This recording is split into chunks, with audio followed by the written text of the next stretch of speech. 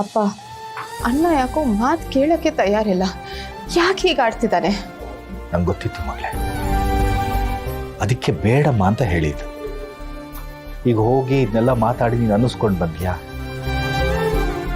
ಅವನಿಗೆ ಏನು ಹೇಳಿದ್ರು ಕೇಳೋ ಮನಸ್ಥಿತಿನೇ ಇಲ್ಲ. ಅಪ್ಪ, ನೀವು ಅಮ್ಮನ್ನ ಎಷ್ಟು ಪ್ರೀತಿ ಮಾಡ್ತೀರಾ ಅಂತ ನನಗೆ ಚೆನ್ನಾಗಿ ಗೊತ್ತು.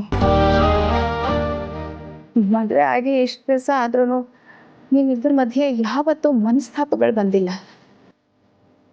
ಎಷ್ಟು ದಿವಸ ಆದರೂ ಒಬ್ರನ್ನೊಬ್ರು ಮಾತು ಬಿಟ್ಟಿಲ್ಲ. ಗಂಡ ಹೆಂಡತಿ ಅಂದರೆ ಹೀಗಿರಬೇಕು, ಹೀಗೆ ಬದುಕಬೇಕು ಅಂತ ತೋರಿಸ್ಕೊಟ್ಟಿರೋರೇ ನೀವು. ಈಗ ನಿಮ್ಮಿಬ್ಬರನ್ನೇ ದೂರ ಮಾಡಿದ್ರೆ ಅದು ಸರಿನಾ?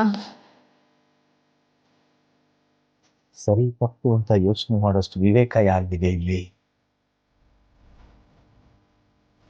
ಸಂತುವರಿ ಒಂದು ವ್ಯವಹಾರದ ದೃಷ್ಟಿನಲ್ಲಿ ಯೋಚಿಸ್ತಾ ಇದ್ದಾರೆ. ನಾವೆಲ್ಲ ಒಟ್ಟಿಗೆ ಇದ್ದಾಗ ಮನೆ ಖರ್ಚನ್ನ ಎಲ್ಲರೂ ಹಂಚ್ಕೋತಾ ಇದ್ದವು. ಈಗ ಹರಿ ಮನೆಯಿಂದ ಹೊರಗಡೆ ಬಂದಿದ್ದಾನೆ, ಮನೆ ಜವಾಬ್ದಾರಿ ಎಲ್ಲ ಸಂತು ಮೇಲೆ ಬೀಳುತ್ತೆ. ಅದಕ್ಕೆ ಅಮ್ಮನ್ನ ಹರಿ ಜೊತೆ ನನ್ನನ್ನು ಈ ಮನೇಲಿರಿ ಅಂತ ಕೇಳ್ಕೊಂಡಿದ್ದಾರೆ. ಅವನ ದೃಷ್ಟಿನಲ್ಲಿ ಇದು ಸರಿಯಾಗಿದೆ ಮಗಳೇ. ನಾವು ಯೋಚಿಸೋ ದೃಷ್ಟಿಕೋನ ಬದಲು ಮಾಡಿಕೊಂಡ್ರೆ ನಿನಗೆ ಅರ್ಥ ಆಗುತ್ತೆ.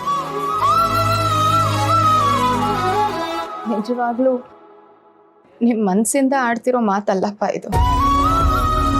ಪರಿಸ್ಥಿತಿ ಬದಲಾಯಿಸೋಕ್ಕಾಗಲ್ಲ ಅನ್ನೋ ಕಾರಣಕ್ಕೆ ಒಬ್ಬ ಅಸಹಾಯಕ ತಂದೆ ಆಡ್ತಿರೋ ಮಾತಿದು.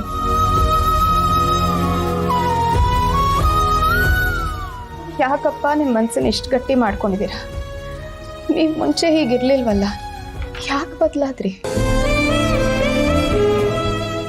ಬದಲಾವಣೆ ಜಗದ ನಿಯಮ ಮಗಳೇ, ಬದಲಾಗಲೇಬೇಕು. ಇಲ್ಲ ಅಂದ್ರೆ ಪರಿಸ್ಥಿತಿ ನಮ್ಮನ್ನ ಹಿಂದಕ್ಕೆ ತಳ್ಳಿಬಿಡುತ್ತೆ.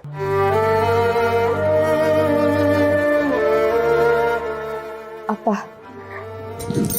ನಿಮ್ಮಿಬ್ಬರಿಗೆ ಬೇರೆ ಬೇರೆ ಇರೋಕ್ಕೆ ಇಷ್ಟ ಇಲ್ಲ ಅಂದರೆ ನನಗೆ ಈಗಲೇ ಹೇಳಿ. ನಾನು ಸಿದ್ದು ಅವ್ರ ಹತ್ರ ಮಾತಾಡಿ ನಿಮಗೆ ಬೇರೆ ಮನೆ ಮಾಡಿಕೊಡ್ತೀನಿ. ಅಲ್ಲಿ ನೀವು ಜೊತೆಗಿರಬಹುದು. ಬೇಡ ಮಗಳೇ, ನನಗಿಷ್ಟು ಹೇಳಿದೆಯಲ್ಲ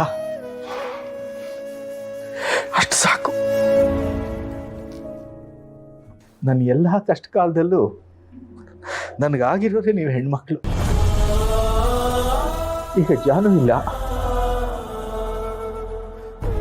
ನೀನೊಬ್ಳಿದ್ಯಾ. ನೋಡು, ನೀನು ಇದರಲ್ಲಿ ಹೆಚ್ಚು ತಲೆ ಹಾಕಿದ್ರೆ